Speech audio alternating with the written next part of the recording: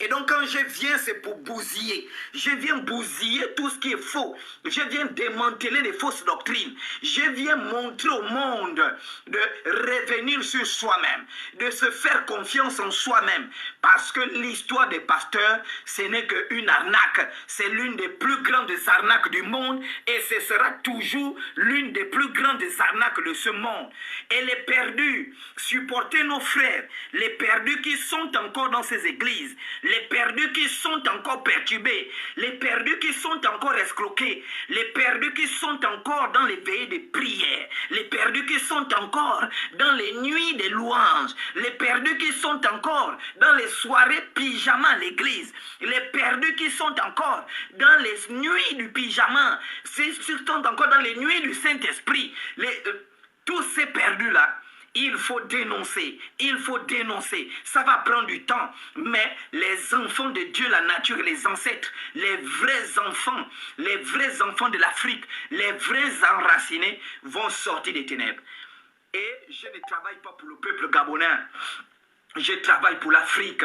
Je suis un digne fils de l'Afrique. Je suis noir. Je suis fier de l'être. Je parle la langue de Molière. Je maîtrise les lettres, comme le disait Kenny James. Et donc, je combats pour le peuple sénégalais. Je combats pour le peuple burkinabé. Je combats pour le peuple ivoirien. Je combats pour le peuple congolais. Les deux Congos. Je combats pour les Centrafricains. Je combats pour les Tchadiens. Je combats pour les Maliens. Je combats pour les Ghanéens. Je combats pour les Nigérians. Je combats pour toute l'Afrique noire, aliénée par les religions, aliénée par les perfides et trompeurs qu'on appelle les faux pasteurs. Les gens m'ont demandé... Chocolat, toi qui es le veilleur de conscience des Africains, est-ce qu'il existe des vrais pasteurs? Je vais donner ma position. Je l'avais déjà donnée, mais comme les maboules là ne suivent pas les informations, comme les imbéciles, les poseurs de questions ne suivent pas l'actualité, je vais donner ma position. Allons-y, le menu du jour c'est Wilfried, si c'est Zouiwi ou Zouizui ou Zouizui là. Wilfried Zouizui.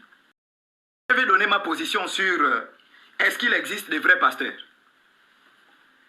Chocolat, est-ce qu'il existe des vrais pasteurs?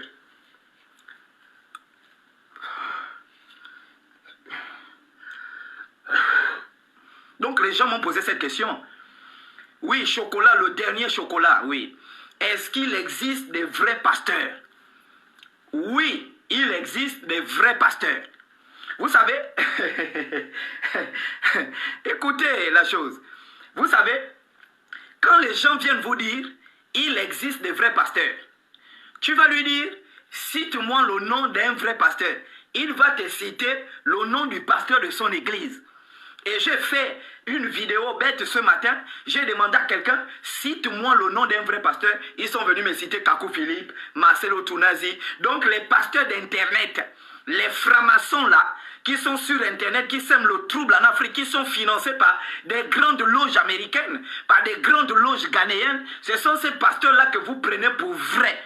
Mais vous êtes perdus parce que ces pasteurs-là se cachent derrière l'animisme. Beaucoup travaillent avec les crânes, les cultes des crânes. Les prophéties qu'ils font, c'est avec l'eau des morts. Les prophéties qu'ils font, c'est avec l'eau des crânes. Les gens, ils ont des crânes qui les tiennent. Ils partent s'initier au Ghana.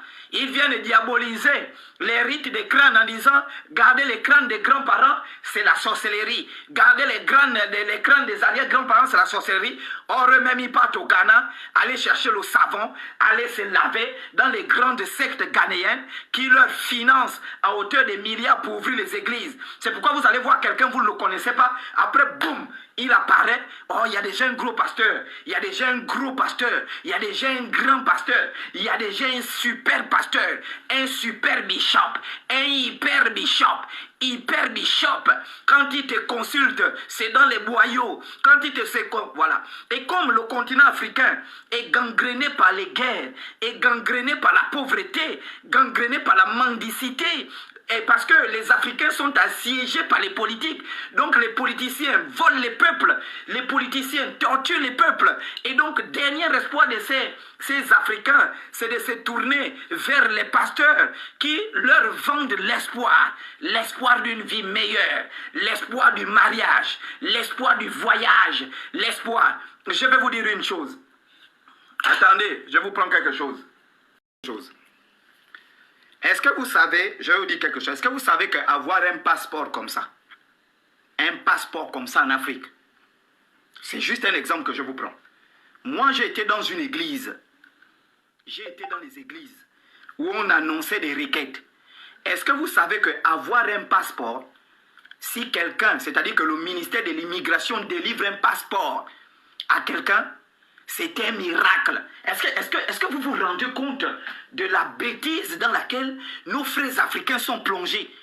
Est-ce que vous savez que avoir un passeport ou avoir un visa pour aller en Italie, au Sénégal ou au Tchad, c'est une requête, toute une cérémonie de louange.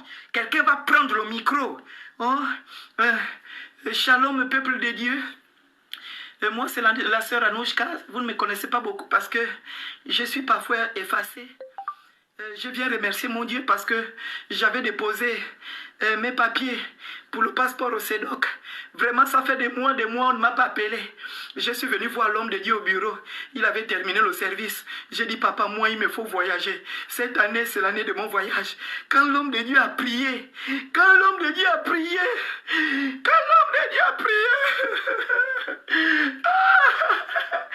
Oh, mais toi, tu es une folle. Tu ne sais pas que les passeports ont un délai. Ça veut dire que si tu fais la demande de passeport, il y a beaucoup de délais qu'on traite. On traite des dossiers. Si le temps que tu es parti voir ton couillon de pasteur pour qu'il prie, et ça coïncide avec le temps où ton passeport sort, il n'y a rien de miraculé. Je vous dis, avoir un passeport, c'était un miracle. Quand l'homme de Dieu a prié, j'ai senti la chair de poule. Grrr, grrr, grrr. Quand l'homme de Dieu a prié, quand je suis parti au CEDOC comme ça, mon passeport est sorti, oh, c'est là. Mon passeport est sorti, Seigneur, merci. Merci, d'où Jésus, merci. Ça veut dire que les Africains sont dans une précarité. Les Africains sont maudits par les religions monothéistes. Les Africains sont sous l'emprise des faux pasteurs. Et aujourd'hui, nous allons manger je vais le manger. Parce qu'il faut éveiller les consciences des gens. Et désormais, pour une petite vidéo, on va faire un direct sur ces gens. Pour une petite vidéo, nous en ferons un direct. Messieurs et dames, autre constat, ce que je vais vous faire constater. À part la fermeture des églises, mais je suis fier d'être un animiste. Messieurs et dames, moi le chocolat, je n'ai pas d'armes. Je n'ai pas une armée. Je ne suis pas dans une alliance. Je ne suis pas dans un groupe. Je suis sorti seul. Par la commission de Dieu, la nature et les ancêtres. Lorsque tu auras 28 ans, nous commencerons à travailler avec toi. Et ils ne sont pas venus me dire, vas-y, tu as déjà 28 ans. Non, la flamme est sortie. La possession, l'habitation, tu sens quelque chose t'habite, boum, et tu bombardes. Seul, je suis en train de tourmenter des pasteurs. Et ça me fait plaisir quand ces gens prêchent dans leurs églises. J'ai écouté un qui disait à ses brebis, vous ne venez plus à l'église parce que vous partez suivre les lives des gens qui insultent les pasteurs. Cite mon nom. Tu es un homme de Dieu, cite mon nom. Ce n'est pas les lives des gens qui insultent les pasteurs. Dis, vous assistez au live du chocolat et on te prend à chaud ici. Et je vois d'autres bêtises. Venez aller, mais je ne sais pas, j'ai lancé un défi aux hommes de Dieu. Aux hommes du diable. Je leur ai dit, s'il y a un vrai homme de Dieu dans ce pays, on convoque un débat dans une chaîne publique. Après le débat dans une chaîne publique, on va prier pour les malades. Jusqu'aujourd'hui, ils ont envoyé les petits poissons là que j'ai mangés. Tous les petits poissons qui sont venus, Makoso est venu, j'ai mangé Makoso. Jesse Owono, vous attendez encore parler. J'ai frappé tout, 2 balles. KO. Oh, je ne vais plus parler de toi. Les autorités.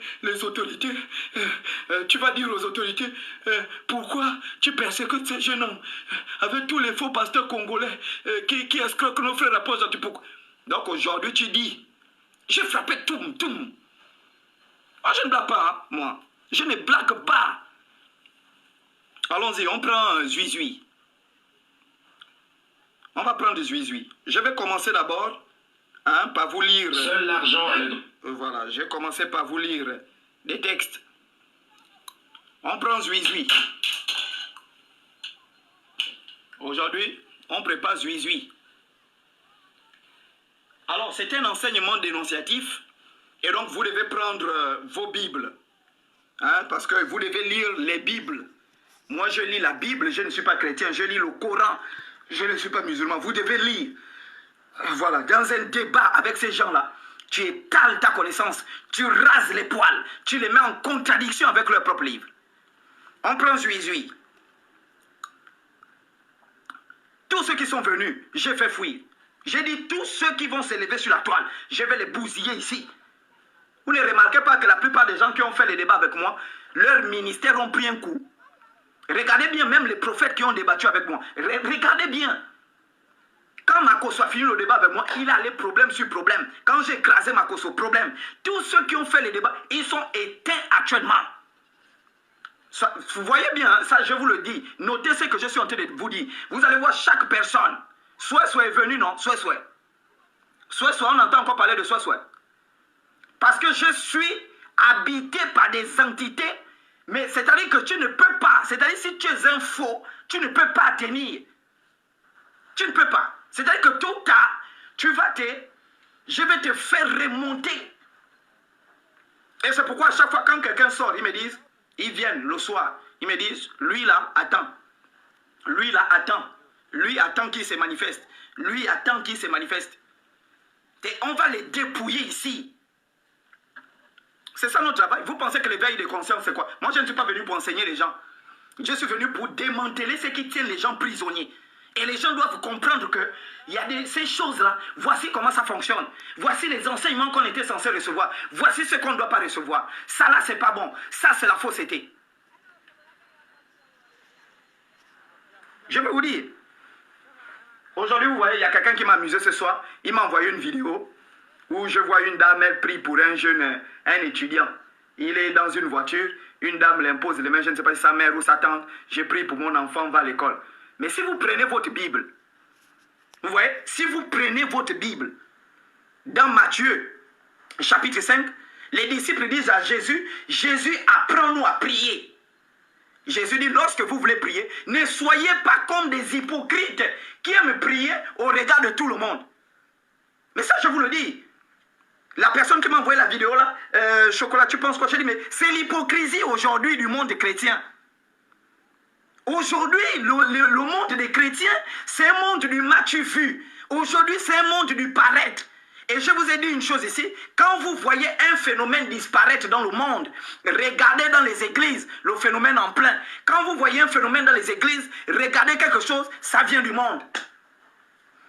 Aujourd'hui, les églises sont dans le paraître. Mariage du paraître, les prières du paraître, les veillées du paraître. Ce sont des bordels du paraître, les chantres du paraître, prophétesses du paraître, je ne sais pas, membres de la sécurité du paraître, prophètes du paraître, diacres du paraître.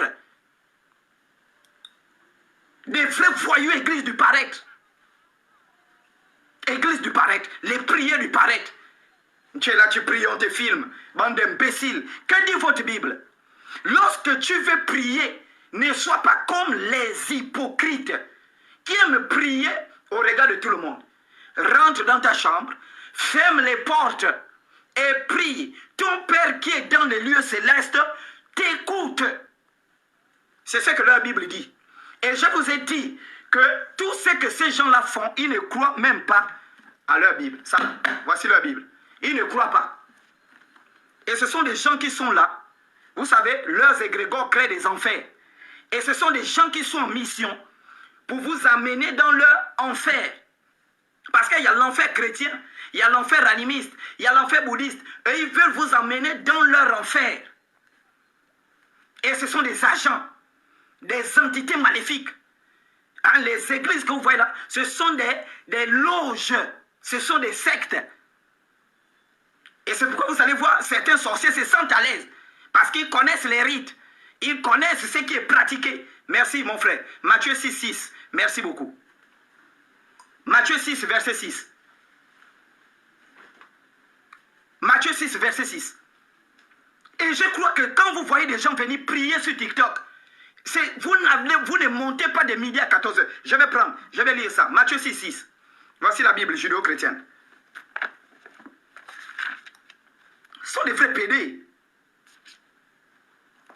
Suivez, Matthieu 6, 6. Voici la Bible. Version 8 secondes. Prenez ceux qui ont la Bible, notez. C'est là. Je crois quand même que même moi, je ne crois pas que la Bible, c'est la parole de Dieu. Mais je crois que c'est un texte de la religion chrétienne. Mais quiconque quand même s'assoit sur la religion chrétienne doit quand même lire la Bible. Et savoir que, mais qu'est-ce que la Bible dit? Voici ce que leur Bible dit. La Bible dit. Bon, on commence à partir du verset 5. Lorsque vous priez, ne soyez pas comme des hypocrites qui aiment à prier debout dans les synagogues et au coin des rues. Et aujourd'hui, vous les voyez sur TikTok. Oh Dieu, Dieu Tout-Puissant, Seigneur Jésus-Christ, toi que le roi des rois, le Seigneur des seigneurs, au siècle des siècles. Amen. Seigneur, je te recommande la nation gabonaise. Seigneur, je te recommande ce pays. Je chasse tous les démons. Au nom de Jésus-Christ. Au nom de Jésus-Christ. Oh Yahweh. Oh Yahweh. Prends contrôle de ton pays. Le Gabon appartient à... Bouge ton cul là, imbécile. Le Gabon appartient à quel Jésus? Le Gabon appartient à Jésus de la pauvreté. Le Gabon appartient à Jésus. Le Gabon est dans la sodomie. Le Gabon appartient à Jésus. Les gens sont dans la pauvreté. Le Gabon appartient à Jésus. Les gens sont dans la précarité totale. Le Gabon appartient à Jésus. Les hommes politiques ont maltraité le peuple gabonais pendant combien d'années?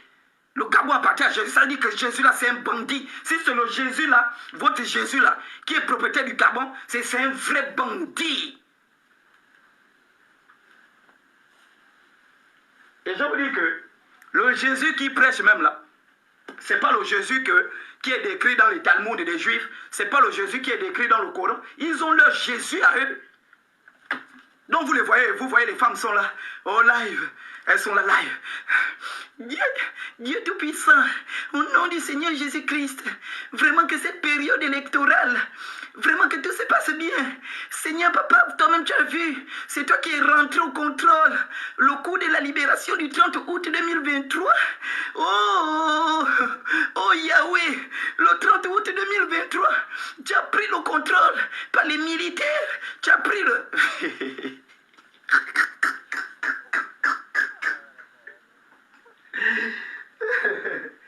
Oh là.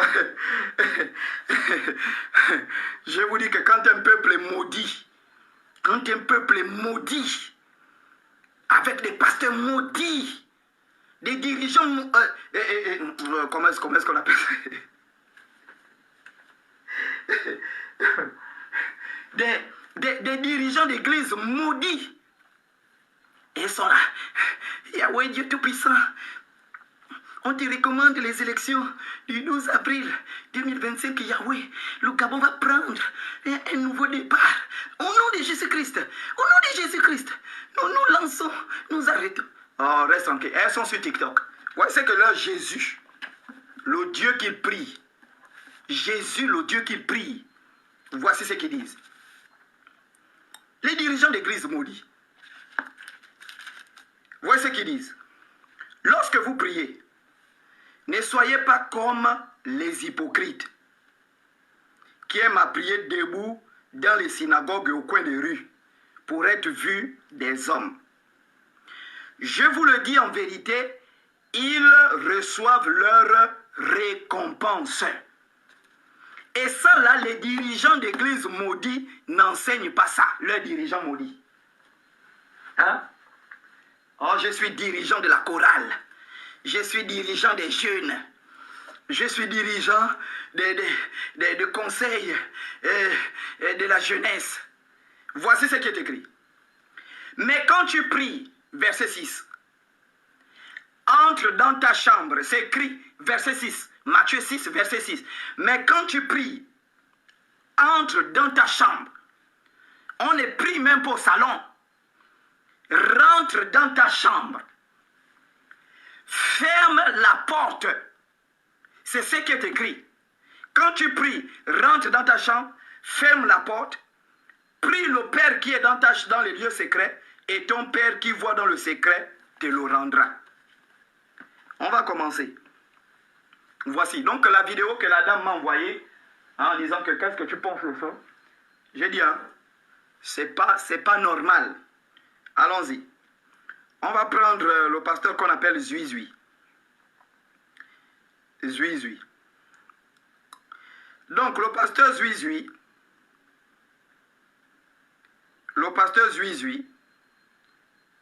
c'est un pasteur ivoirien. Je vais commencer par vous montrer les photos de ce bandit. C'est un pasteur ivoirien. Et ce pasteur ivoirien,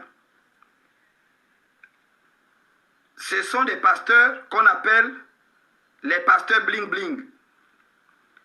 Ce sont des pasteurs bling bling, c'est-à-dire ce sont des gens, il y a 10 ans en arrière, on ne les connaissait pas. D'un coup, on les voit sortir, le gars sort grande église, il sort veste, il sort grosse chaînette, grosse bague, il est sur TikTok, il est déjà partout sur Facebook. Oh, il y a un nouveau pasteur là, il prêche. Donc, des pasteurs qu'on ne maîtrise pas. Je vous montre d'abord pour que le peuple soit informé de ce qui se passe. Très bien, voici le pasteur Zuizui.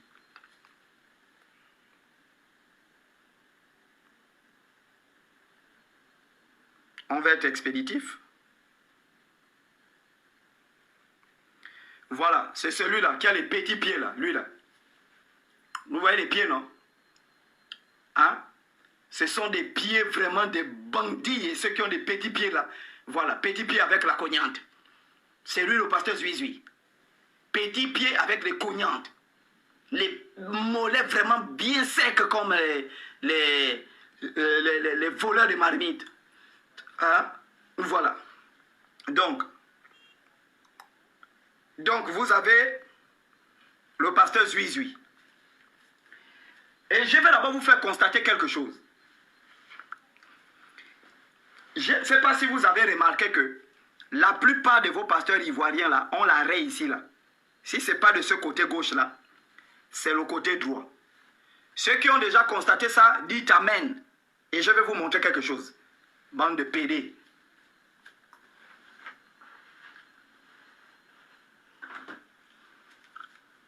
Est-ce que vous avez constaté que la plupart de ces pasteurs ont l'arrêt? Je vais vous montrer un. Lui là, il s'appelle Dolski. Regardez, il a l'arrêt. Regardez bien. Il a l'arrêt. C'est bon? J'espère que tout le monde voit. Il a l'arrêt. Il faut interpeller les Africains. Il faut faire sortir les enfants de Dieu des bêtises satanistes. Il faut faire sortir les enfants de Dieu du fétichisme. Les enfants de la lumière doivent quitter de ces choses-là. Regardez, il a l'arrêt. Suivez bien, suivez mon regard. C'est bon, non? Vous voyez bien? Il a l'arrêt. Vous avez constaté, non? Vous avez constaté l'arrêt? Ok, on poursuit. Zuizui là. Si vous remarquez Zuizui aussi, il a l'arrêt ici. Je ne sais pas si vous avez déjà remarqué. Zuizui a l'arrêt. Je vais vous faire constater quelque chose, c'est que quand ils évoluent dans le nombre d'âmes qu'ils donnent à leurs entités, à un moment l'arrêt disparaît. Zuizui avait l'arrêt quand il a commencé. Zuizui avait l'arrêt quand il a commencé.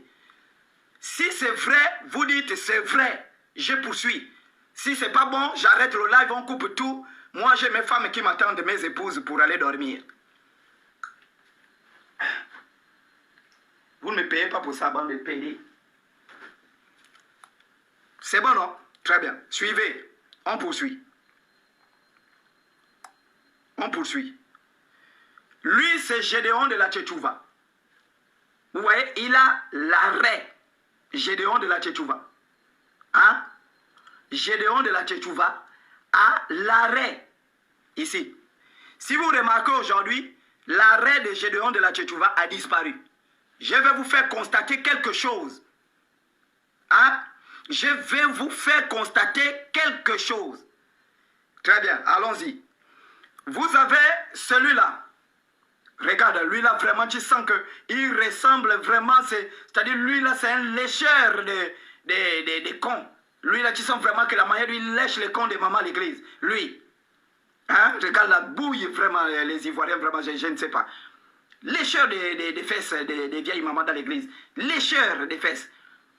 Tu vois, lui là, il a quand même l'arrêt au milieu là. Il a l'arrêt. Allons-y. Bénédit Dieu. Je crois que c'est lui là. C'est le même ici. Regardez. Il a l'arrêt. Regardez l'arrêt. J'espère que vous remarquez l'arrêt, hein, mes frères. J'espère que vous remarquez l'arrêt qu'on est en train de vous montrer. C'est bon? Ok. Ensuite, je vais... Bon, les gens m'ont dit de ne pas tout montrer parce que sinon, ils vont couper le live. Vous allez remarquer que il y a un pasteur congolais qu'on a... Bon, pas lui.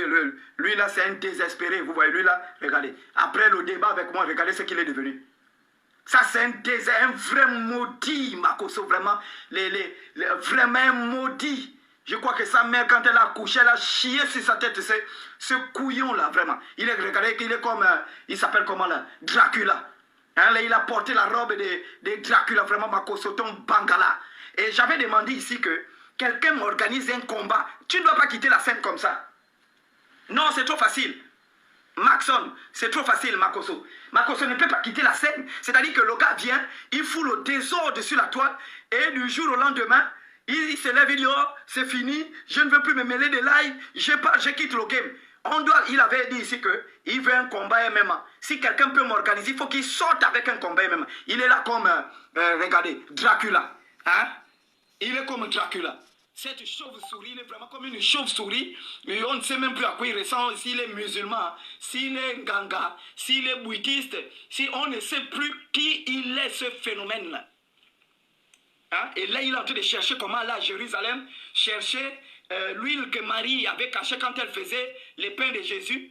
Là, il va aller chercher le silipe de Jésus, parce que Jésus a été crucifié nu. Donc, son silipe, certainement, on avait caché ça derrière la maison de Lazare, ou bien la maison de Pierre. Et donc, lui, il va aller creuser là-bas, comment trouver le silipe de Jésus. Et il va prendre ce silipe, il va couper à petits morceaux, et il va venir vendre à 10 millions, le silipe de Jésus en demandant aux vieilles mamies ivoiriennes qui sont désespérées, qu'on a baisé dans les années 2010, 2011, 2012, que les militaires pendant la guerre civile ont baisé, et des vieilles désespérées qui étaient dans la bordellerie quand Espoir 2000 chauffait tout ça.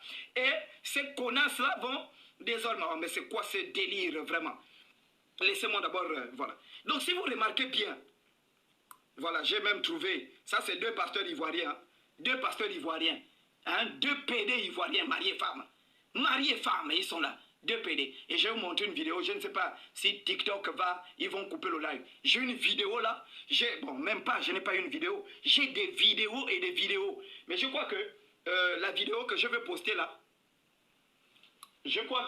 la vidéo que je vais poster là, on m'a dit de ne pas poster ça parce qu'on voit bien le visage où un homme en train de sucer le bangala dans une église avec la croix de Jésus accrochée. Il mange le bangala de...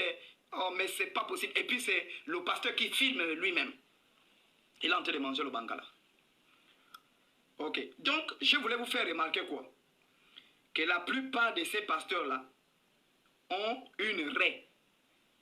Et cette raie-là, c'est l'appartenance à une secte. Et quand vous les voyez venir prêcher Jésus, ils sont en train de faire...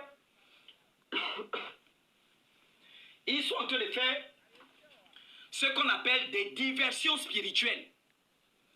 Parce que le monde maléfique sait créer des tentacules, des diversions pour infiltrer partout où il y a la vérité, pour détruire cette vérité. Est-ce que vous comprenez un peu? Donc vous voyez, tous ces pasteurs qui ont des raies là, ce sont des frères qui appartiennent à des sectes. Leurs églises sont financées par des gourous américains. Leurs églises sont financées par des gourous ghanéens. Oh, j'ai envie de tout casser même. Je vais tout casser là. Mais c'est quoi cette bordellerie spirituelle? Donc ce sont des sectes diaboliques qui sont là pour embrigader les gens, empêcher les Africains de se développer, en puisant les énergies des Africains, en les torturant dans l'esclavagisme. Je commence, on prend Zouizoui. Prenez vos cahiers. Il est venu, il a dit dans l'une de ses vidéos, je vous la fais lire d'abord. Je vous fais lire la vidéo. Parce qu'il faut qu'on soit clair. Droit de me dire, tu regretteras de m'avoir. Voilà, Wilfried. Vous allez me dire, on lit d'abord. On n'est pas dans les bêtises. Voilà. Allons-y. A dit, mais c'est le salaire des hommes de Dieu. Ça n'appartient pas aux orphelins. La ville ne peut jamais donner un orphelin. Un orphelin ne gêne pas pour toi. Un orphelin ne chasse pas des démons. Un orphelin ne prie pas pour toi. Un orphelin ne poursuit pas les sorciers. Un orphelin ne se consacre pas pour te bénir. Un orphelin ne prêche pas pour délivrer ton âme. Un orphelin ne t'apprend pas les principes du royaume. Tu ne peux pas dire que je prends ma dîme pour donner un orphelin. Ce n'est pas une dîme. Parce que la dîme, c'est quelque chose qu'on prend pour payer un homme de Dieu. C'est le salaire pour le service de l'homme de Dieu. Très bien, c'est pas fini.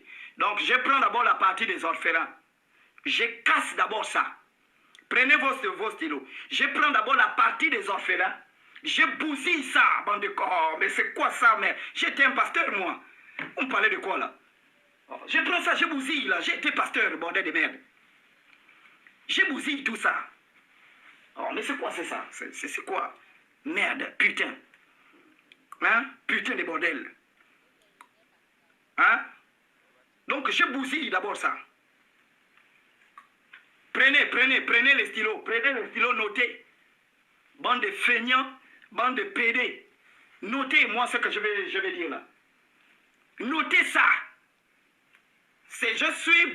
Je suis l'éveilleur des consciences des Africains. Mandaté par tous les grands esprits africains. Les esprits qui ont lutté contre la colonisation, les esprits qui ont lutté contre le mensonge impérialiste, les esprits qui ont lutté contre la fausseté et la marmaille. Et observez après ce live-là, observez ce qui va se passer dans la vie de ce pasteur.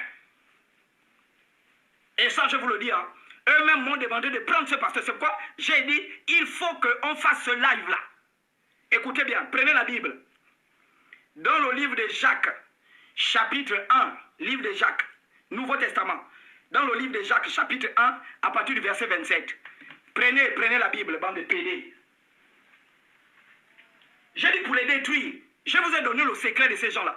Pour les détruire, observez leur vie et prenez la Bible qu'ils prêchent. Ça ne correspond pas à la vie. Observez, c'est pourquoi leur Jésus a dit dans la Bible, c'est par les œuvres que vous les reconnaîtrez. Or, quand on parle des œuvres, il y a des actions et il y a des paroles. Lorsqu'un homme parle des choses qui ne sont pas écrites dans votre Bible, qu'il soit maudit. Lorsqu'un homme pose des actions et il prétend être le représentant de Dieu, le représentant un prophète, et il ne prêche pas ce qui est écrit dans votre Bible, qu'il soit anathème et maudit. Vous avez les Bibles? Prenez les Bibles, bande de pédés. Vous êtes des ignorants, c'est pourquoi on vous escroque dans les églises. C'est bon, on peut aller. Prenez la Bible, le livre de Jacques. Jacques, chapitre 1, à partir du verset 27. Est-ce qu'on peut aller là, messieurs et dames? On peut aller? Dites amen et dites vas-y, Daddy Choco, enculé. Parle vite, on va, sinon ils vont couper le live. Écoutez bien. Il dit prendre la dîme, aller donner aux orphelins, ça ne compte pas. Écoutez bien comment je bousille ça.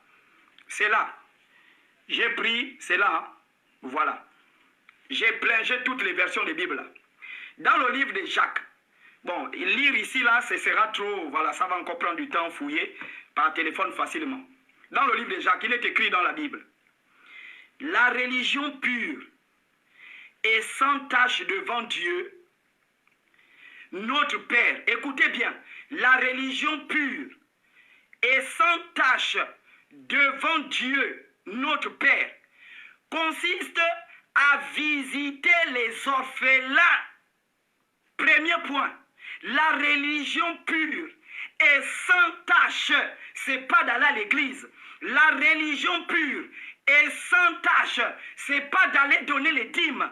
La religion pure et sans tache, c'est pas prendre les crédits pour l'église. La religion pure et sans tache, c'est pas aller nourrir le pasteur. La religion pure et sans tache, c'est consiste à rendre visite aux orphelins, virgule, et les veuves dans leurs afflictions, et à se préserver de la souillure du monde. Voici les 3 critères de la religion pure devant Dieu votre Père, selon la Bible. Donc, quelqu'un qui pense être exactement dans la religion pure, cette religion n'a que 3 noms, la religion pure. La religion pure, ce n'est pas le christianisme, selon la Bible. J'ai dit à tous les chrétiens qui sont ici, là, ils vont dire chocolatier fort. Je suis en train de vous dire, hein, laissez les chrétiens, ils viennent à moi comme des petits enfants, et tous vont venir. La religion pure, ce n'est pas le christianisme. La religion pure, ce n'est pas l'islam. La religion pure porte 3 noms. Premièrement, rendre visite. Et je parle d'une religion pure sans tâche. C'est écrit ici. Devant Dieu notre Père, consiste à visiter les orphelins. Les orphelins. Et on va comprendre pourquoi. Pourquoi il faut visiter les orphelins selon leur Bible. Deuxièmement, visiter la veuve. Et troisièmement, s'abstenir des souillures du monde. Donc, ne pas vivre dans le péché, ne pas vivre braver, ne pas bafouer les interdits de la société, les interdits de la morale, les interdits de la culture, les interdits de la tradition, les interdits de la spiritualité.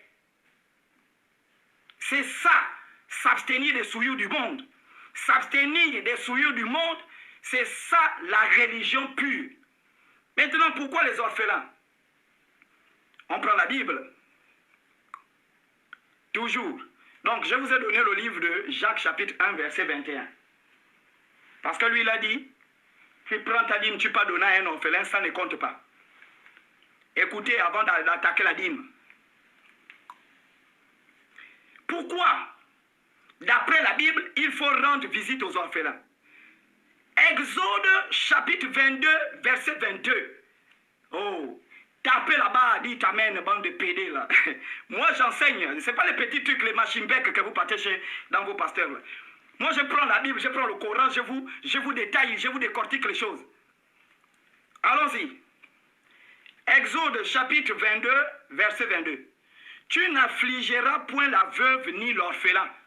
Donc toi en tant que pasteur, en tant que prophète, l'Éternel, ton Dieu de la Bible te dit, tu ne dois pas affliger. Tu ne dois pas maltraiter. Tu ne dois pas attrister un orphelin.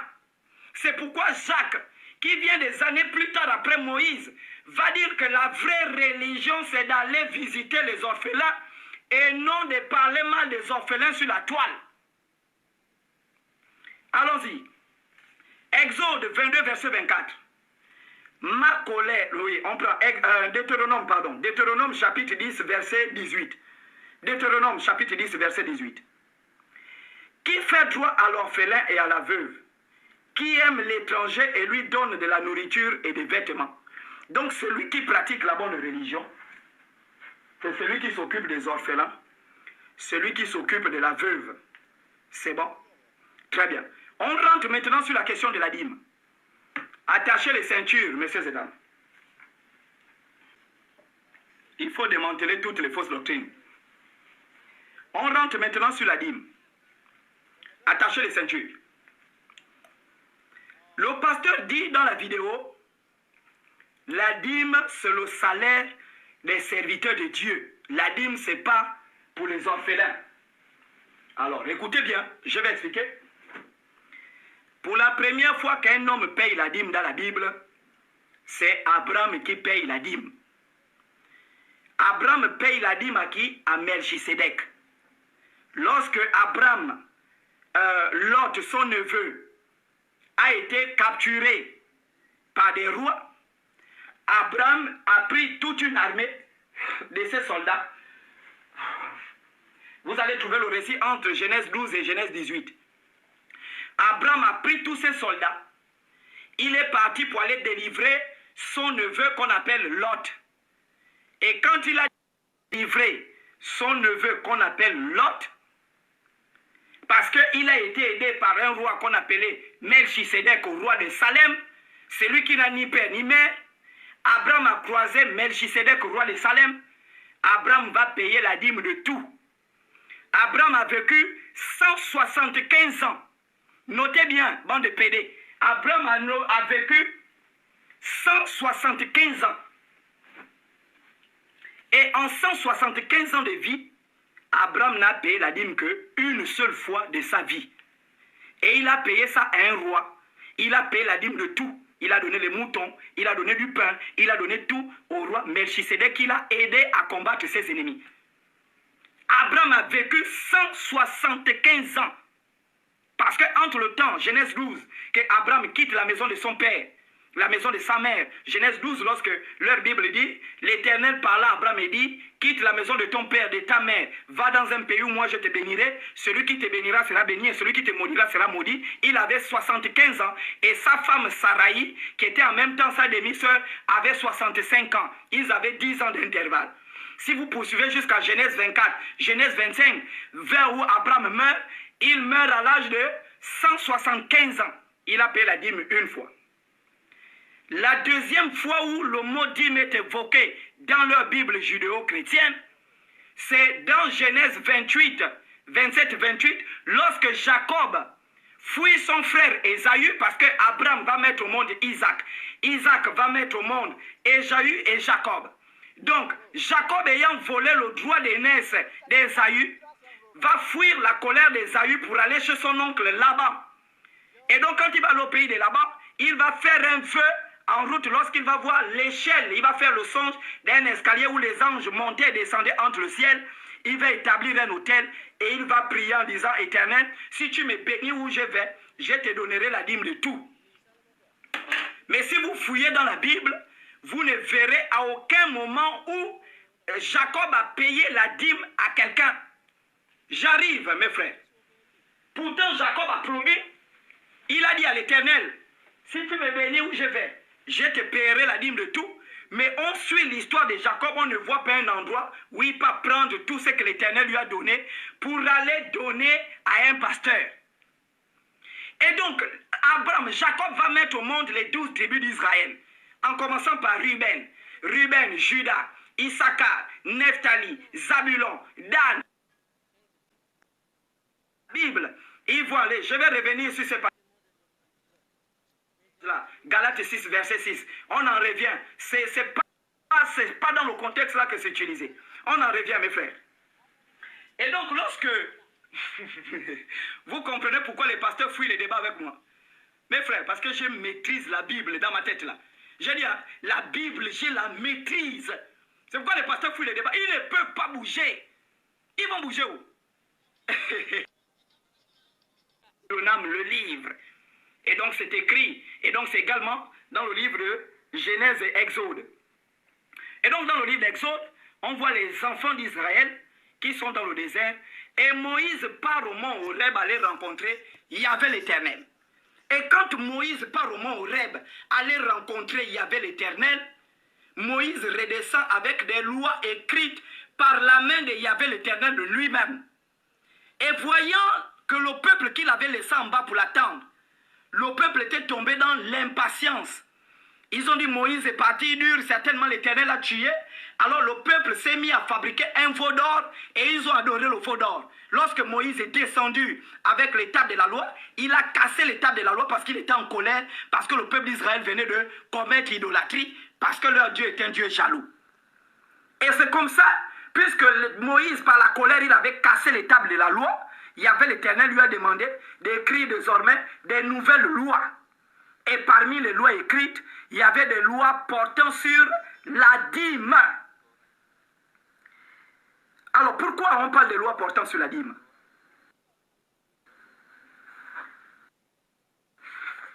Parmi les enfants de Jacob, certains enfants de Jacob, l'apôtre Paul nous explique dans le livre de Romains que parmi les enfants de Jacob, il y a un enfant de Jacob qui avait été choisi pour faire ce qu'on appelle le travail dans le sacerdoce. Et cet enfant de Jacob s'appelle Lévi. Parce qu'il avait payé la dîme avec Abraham. Pendant qu'Abraham donnait la dîme à Melchisédek, Lévi avait payé la dîme dans les seins d'Abraham. Et donc, dans la répartition du pays de Canaan, selon ce que la Bible dit, je suis vraiment en train de parler de ce que la Bible dit. Ce n'est pas que je prends parti de ce que la Bible dit. Et donc, dans la répartition du pays de Canaan, toutes les autres tribus d'Israël ont eu une portion de terre, sauf la tribu de Lévi. Parce que leur Dieu Yahvé avait dit, cette tribu-là doit être consacrée rien qu'au service sacerdotal. Donc, c'est-à-dire brûler l'encens dans le temple, prier, offrir des sacrifices. Et les autres tribus, la tribu de Juda, la tribu de Dan, la tribu de Ruben, la tribu de Benjamin, la tribu de Joseph, Nephtali, Issachar, ne devaient rien faire d'autre. Ils ne devaient pas toucher au sacerdoce. Et maintenant, pour nourrir ces gens-là, qui étaient consacrés à travailler dans le temple, c'est-à-dire qu'une partie de la population d'Israël, de la tribu de Lévi, qui était consacrée à travailler dans le temple, Moïse avait demandé à ce que tous les enfants d'Israël, ils ont signalé le live. Ah là, c'est puissant. Ils ont signalé le live. Là, c'est puissant. Zawi, tu es un homme mort. Je te dis, Zawi, tu es mort. Et donc, écoutez bien. C'est comme ça que Moïse va décider. Moïse va décider. Il va dire que puisqu'il y a une tribu qui n'a pas de terre, il y a une tribu qui n'a pas de terre, il y a une tribu qui n'a pas de terrain pour pratiquer l'agriculture. Eux, ils sont consacrés dans le temple. Tous les enfants d'Israël qui ont reçu des terres doivent enlever, du moins chaque année, une partie des bénéfices de leur terre pour venir verser aux autres tribus, à la tribu de Lévi, qui n'avaient pas reçu. Lorsque cette loi a été établie, ça ne concernait pas les Ivoiriens. Ça ne concernait pas les Togolais. Ça ne concernait pas les Béninois. Ça ne concernait pas les Gabonais. Ça ne concernait pas les Ghanéens.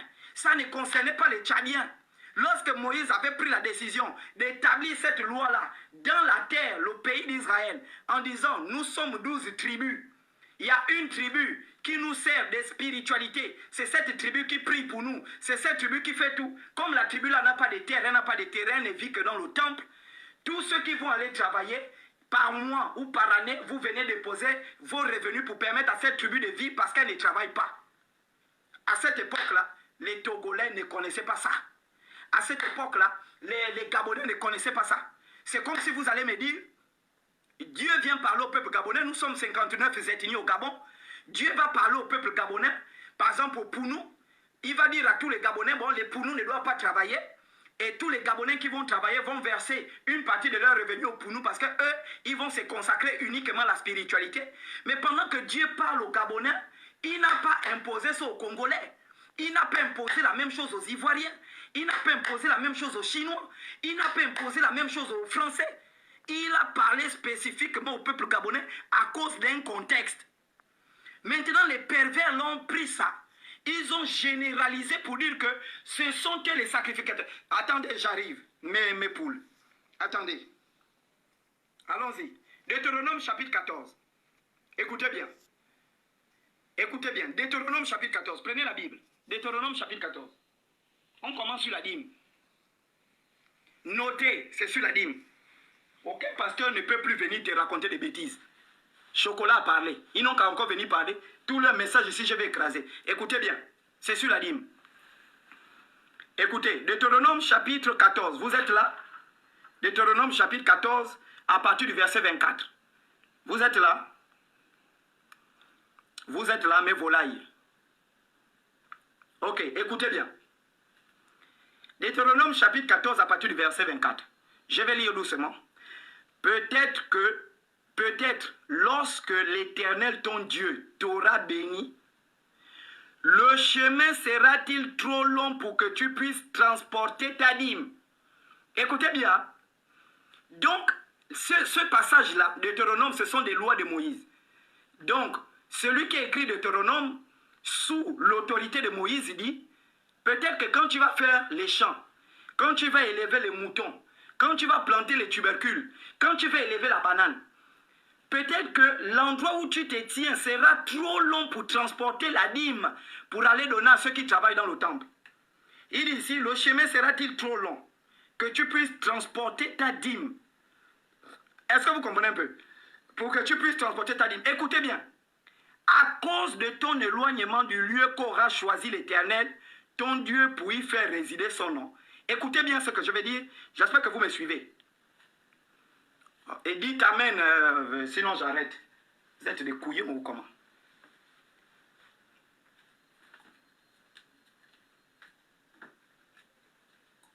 Allons-y, parce qu'après on va prendre les témoignages. On va prendre les témoignages.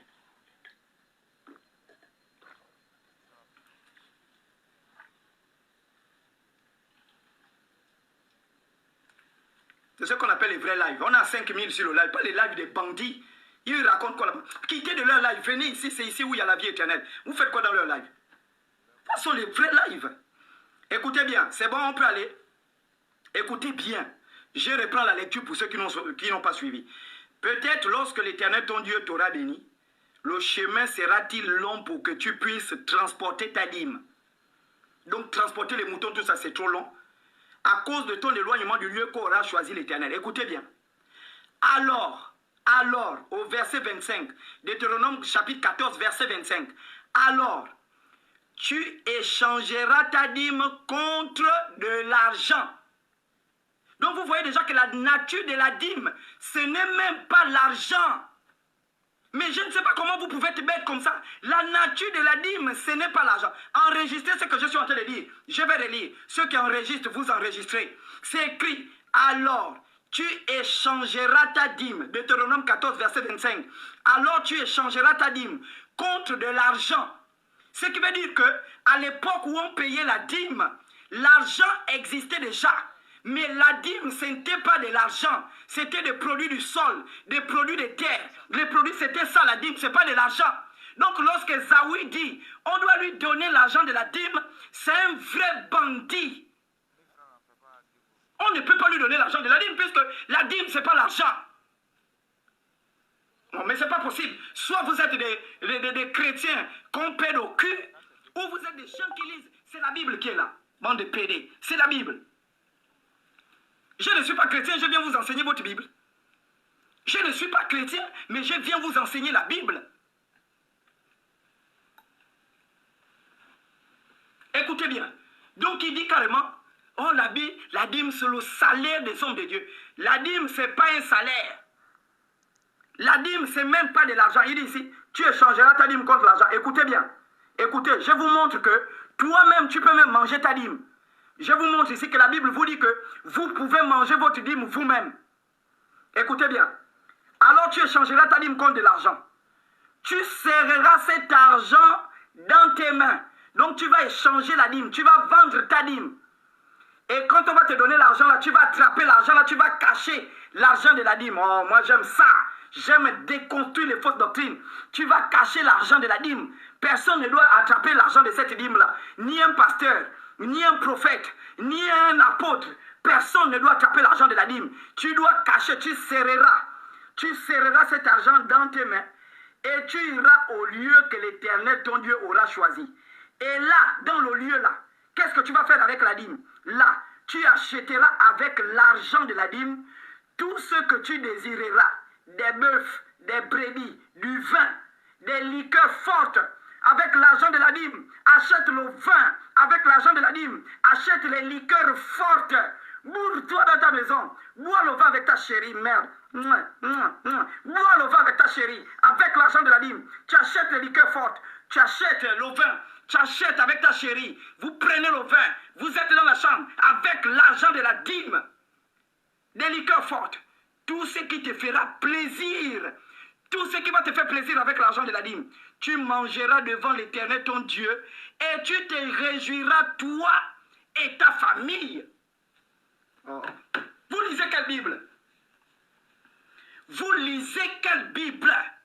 Appelez-moi tous les chrétiens qui viennent se connecter ici pour prendre les enseignements. Appelez-moi tous les chrétiens doivent venir ici prendre les enseignements. Mais c'est quoi c'est ça? J'ai dit, hein, de tels passages bibliques comme ça, les pasteurs ne vont jamais vous lire ça dans les églises. Parce qu'ils savent que s'ils lisent ça dans les églises, les gens vont m'appaner des églises. Les gens, les yeux seront ouverts. Deutéronome chapitre 14, verset 25. Les gens, les yeux seront ouverts. Est-ce qu'on peut aller? Vous me dites, Daddy, alors on pousse. Donc, on a pris Deutéronome chapitre 14 du verset 25 au verset 22. C'est bon? On peut aller.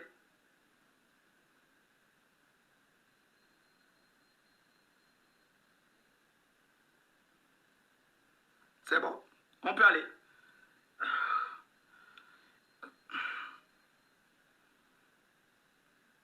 peut aller. Dites-moi si on parle là. Je lave rapidement. Deutéronome 14, du verset 22 au verset 25. Vous lisez tout ça, ça va vous ouvrir les yeux. On allume. Est-ce qu'on peut allumer Zui? Ça, c'est un mensonge. Allons-y, écoutez bien. On va aller jusqu'au Nouveau Testament. On va les poursuivre jusque dans le Nouveau Testament. Et vous allez voir que ce sont des menteurs. Jusque dans le Nouveau Testament. Ça va chauffer. Aïe, aïe, aïe. Moi, j'aime ça. J'aime ça. Allons-y. C'est pourquoi ils ne peuvent pas les débats contre moi. Ils ne peuvent pas. Ils ne peuvent pas. Ils parlent seulement dans les églises. Viens à la télé. Vous choisissez le thème.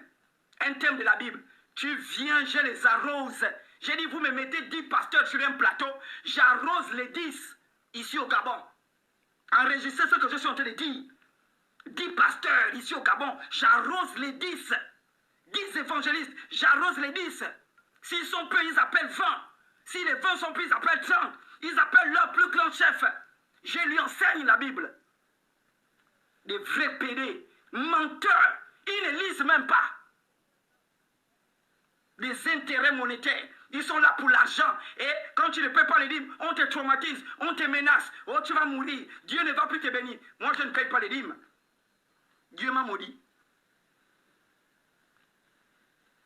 Allons-y. Laissez-moi, on est déjà vers le dos. On va bientôt couper la tête. Deutéronome 24, à partir du verset 17. Deutéronome 24, à partir du verset 17. On peut aller. Tu ne porteras pas atteinte aux droits de l'étranger et de l'orphelin. Et tu ne porteras pas atteinte aux droits de l'étranger et de l'orphelin. Ce qui veut dire que l'orphelin a un droit. L'orphelin doit bénéficier de certaines choses. Même les étrangers ont des droits dans des pays. On ne se moque pas des étrangers. On ne tue pas les étrangers. On ne chasse pas les étrangers. Donc tu ne dois pas porter atteinte aux droits des orphelins. Allons-y.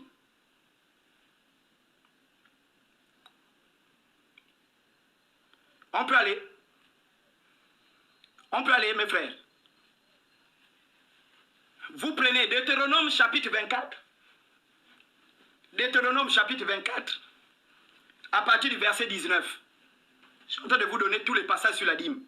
Qui montrent que l'orphelin, la dîme appartient à l'orphelin. Deutéronome chapitre 24 à partir du verset 19. Quand tu moissonneras ton champ, ça veut dire que tu as planté la banane, tu as planté, je ne sais pas, toutes ces choses-là. Tu as planté les tubercules, tu as planté tout ce qui est plantable, le taro, l'igname. Quand tu moissonneras ton champ et que tu auras oublié une gerbe dans le champ, tu ne retourneras point la prendre. Elle sera pour l'étranger, pour l'orphelin, pour la veuve, afin que l'Éternel, ton Dieu, te bénisse dans tout le travail de tes mains. Donc, lorsque tu moissonnes le champ, tu dois enlever toujours quelque chose pour les orphelins de ta famille, pour les veuves de ta famille, pour, je ne sais pas, lorsque tu as une famille, il y a des orphelins.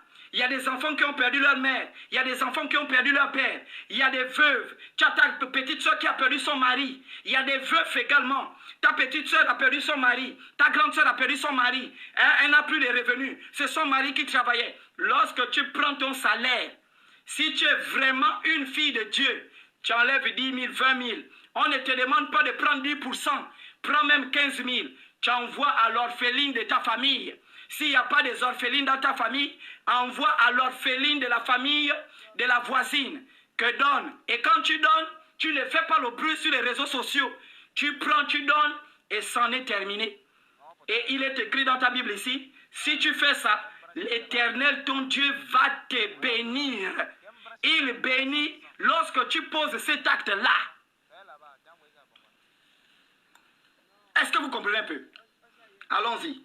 C'est pas terminé. On prend. On peut aller.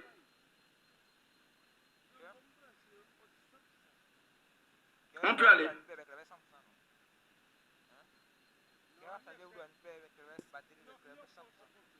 On peut aller. Très bien. Allons-y. Vous prenez L'avant-dernier passage de l'Ancien Testament. L'avant-dernier. Bon, on va prendre encore 3 passages. L'avant-dernier. Deutéronome chapitre 26, à partir du verset 12. Deutéronome chapitre 26, à partir du verset 12. Zui ne peut jamais vous lire ces passages-là. Et comme vous n'avez de Bible, vous achetez les Bibles juste pour le paraître, vous ne lisez pas les Bibles. Il faut des gens comme nous qui passons des nuits blanches à passer les livres au peigne fin pour vous faire sortir les vérités qui peuvent vous permettre de vous faire sortir de l'hypocrisie. Deutéronome chapitre 26 à partir du verset 17. Lorsque tu auras achevé de lever toute la dîme de tes produits, écoutez bien, la dîme.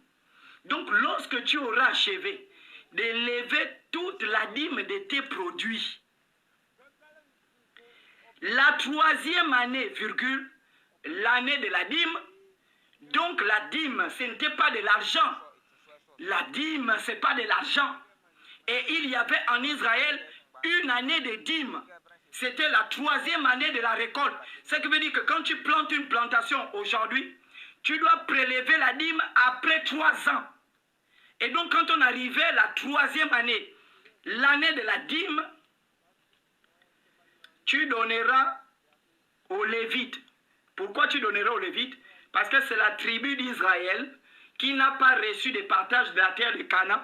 Et cette tribu-là doit recevoir une partie de la dîme aux Lévites. Et donc le Lévite, c'est le sacrificateur. Et ça concernait le peuple d'Israël. Les pasteurs qui appliquent ça aujourd'hui chez eux, je ne sais pas, ils se basent sur quoi. Puisque dans le Nouveau Testament, Jésus dit dans le livre d'Apocalypse, j'ai fait de vous un royaume de sacrificateurs. Ce qui veut dire que tous les chrétiens sont désormais des sacrificateurs. Donc on ne peut pas payer la dîme à un pasteur. Il faut payer donc la dîme à tous les chrétiens. Et je vais vous montrer que l'apôtre Paul ne va plus utiliser les dîmes. Il va parler de ce qu'on appelle les contributions volontaires. Tenez, allons-y. L'orphelin, la veuve, tu donneras la dîme aux Lévites, virgule. Donc une partie de ta dîme, tu la donnes aux Lévites. Une autre, tu la donnes à l'étranger. Une autre partie de la dîme à l'orphelin et à la veuve. Et ils mangeront et se rassasieront dans tes portes. Maintenant, écoutez, si tu ne donnes pas la dîme aux orphelins, qu'est-ce qui va t'arriver? Deutéronome 27, verset 19. Maudit soit celui qui porte atteinte aux droits de l'étranger, de l'orphelin et de la veuve. Et tout le peuple dira Amen. Donc, Deutéronome 27, verset 19. Il est écrit, maudit soit celui qui porte atteinte aux droits de l'étranger, de l'orphelin et de la veuve. Mais quels sont ces droits-là? Y compris la dîme. Donc, celui qui ne paye pas la dîme, qui ne donne pas sa dîme aux orphelins en Israël, tu es maudit. Et tout le peuple dira Amen. C'est ce qui est écrit. Vous accablez, c'est ce qui est écrit. Donc si, c'est ce qui est écrit, Deutéronome 27, verset 19. Si quelqu'un ne donne pas sa dîme à un orphelin, il est maudit. Et tout le peuple dira Amen. Donc lorsque Zui dit, la dîme c'est le salaire des hommes de Dieu, si vous partez la donner au pasteur, ça ne compte pas, il vous amène à être maudit, selon ce que dit votre Bible. Allons-y mes frères, ça va chauffer.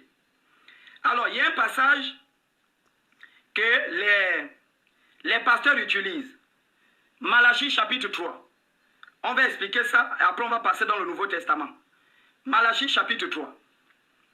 C'est bon? On va expliquer ça. Après, on va passer dans le Nouveau Testament.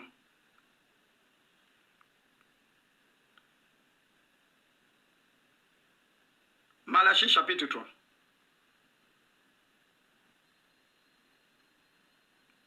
C'est bon?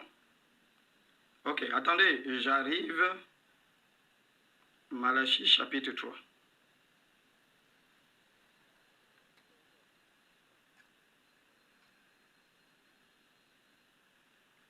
Malachie chapitre 3. Oui, attendez rapidement. Ok. Très bien.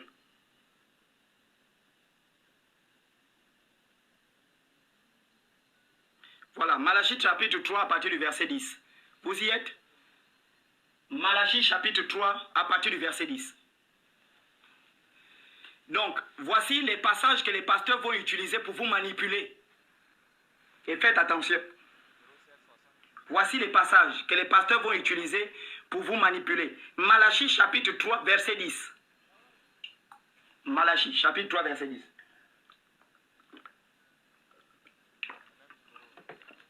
On peut aller. Voilà. Malachie chapitre 3, verset 10. Ils vont utiliser ce passage-là. Et je vous l'explique. Apportez à la maison du trésor toutes les dîmes, afin qu'il y ait de la nourriture dans ma maison. Mettez-moi de la sorte à l'épreuve, dit l'Éternel des armées. Et vous verrez si je n'ouvre pas pour vous les écluses des cieux, si je ne répands pas sur vous les bénédictions en abondance. Mais ici, là, quand on dit apporter à la maison du trésor les dîmes, Malachie, c'est le dernier prophète de l'Ancien Testament. Et avec, comment est-ce qu'il s'appelle? J'oublie le nom de ce prophète, ça va revenir. Ceux qui ont reconstruit la tour de Babylone, tout ça, de Jérusalem. Il va décider d'écrire, et à cette époque-là, les gens n'apportaient plus des dîmes aux Lévites qui travaillaient dans le temple, dans le peuple d'Israël, dans la nation israélienne. C'est comme ça, ce passage va être utilisé pour dire, mais vous ne payez plus les dîmes, apportez la dîme à ceux qui travaillent. Ce n'était pas l'argent. Ce n'était pas l'argent, mes frères et sœurs. J'espère que ça va pour tout le monde. Après, je vais prendre les témoignages. On part dans le Nouveau Testament. Voici un passage que les pasteurs utilisent pour vous manipuler. C'est bon?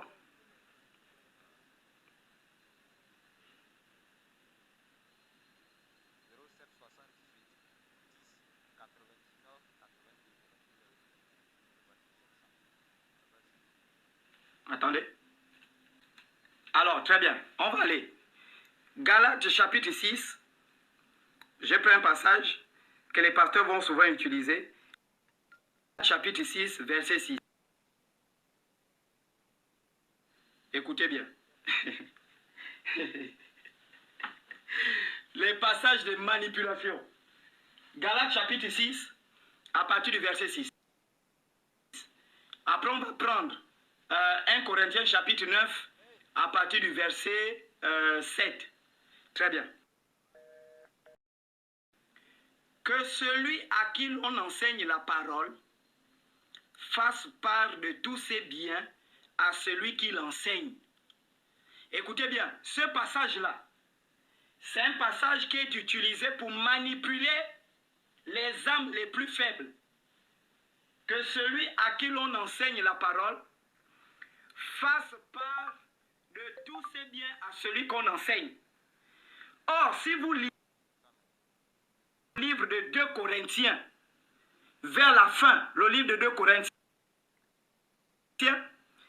l'apôtre Paul faisait, je pense, 1 Corinthiens 11, mais je vais vous présenter le passage.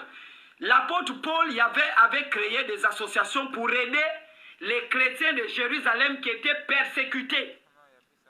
C'est pourquoi les chrétiens de Jérusalem qui étaient persécutés, qui n'avaient plus de revenus, l'apôtre Paul avait instauré un système de contribution volontaire chaque dimanche. C'est pourquoi il va dire, lorsque vous vous réunissez le premier jour de la semaine, c'est que celui qui a des moyens contribue à hauteur de ses moyens. C'est ce qui avait été dit. Ce qui veut dire que pour aider les saints de Jérusalem, si quelqu'un avait des moutons, il devait contribuer en quantité avec ses moutons. Si quelqu'un avait, comment est-ce qu'on appelle ça, je ne sais pas quoi, de l'argent, il pouvait contribuer en fonction de ses moyens. Et c'est pourquoi l'apôtre Paul dit ici, il revient sur la question des contributions volontaires, parce que ce sont des lettres. Et les chrétiens de Galatie ont adressé à l'apôtre Paul des remarques par rapport aux contributions, en disant que nous partons dans les maisons, nous demandons à certains, ils ne veulent pas nous montrer leurs biens, ils ne veulent pas cotiser pour les saints de Jérusalem. C'est pourquoi sur cette question, l'apôtre Paul écrit que celui à qui l'on enseigne la parole doit faire part de tous ses biens à celui qu'on enseigne. Ça ne veut pas dire que tu prends tous tes biens, ta voiture, ta femme, tes trucs, tu donnes au pasteur. C'était dans un contexte où ils étaient en train de récolter des contributions volontaires. Et il y avait des gens ingrats qui étaient immensement riches, mais qui ne voulaient pas contribuer pour les saints de Jérusalem. C'est la raison pour laquelle l'apôtre Paul a dit, vous partez dans la maison de chaque saint, vous voyez ce qu'il a, il vous fait part de ses biens, et maintenant en fonction de ses biens, il va vous donner une contribution qui va permettre d'aider les saints de Jérusalem. Lorsque ça avait été dit, les Togolais n'étaient pas. Lorsque ça avait été dit, les Congolais n'étaient pas. Lorsque ça avait été dit, c'était dans un contexte de persécution des croyants de Jérusalem. Lorsque ça avait été dit, les Ivoiriens n'étaient pas. Lorsque ça avait été dit, les Gabonais n'étaient pas. Mais c'est quoi cette histoire qu'on vient vous dire? Vous devez faire part de tous vos biens. Ton parfum, tu le montres au pasteur. Ton dentifrice, tu montres au pasteur. Ton string, tu montres au pasteur. Hein, ton oudouma, tu montres au pasteur. Même lorsque tu fais l'amour, tu montres au pasteur. Même lorsque tu as joui, tu dois dire au pasteur. Moi, j'étais dans une église du message comme ça, où tu dois tout dire au pasteur. Tout. Et d'ailleurs, il te dit déjà que Frère Branham a dit, tu dois tout dire à ton pasteur. Tout. Tu achètes une voiture, tu dois lui dire. Tu achètes le terrain, tu dois lui dire. Tu trouves la maison, tu dois lui dire. Même les poils de ta famille connaît. Est-ce qu'on peut aller? Maintenant, on prend le dernier passage biblique. 1 Corinthiens chapitre 9 à partir du verset 7. Oui, si je ne me trompe pas. Ok.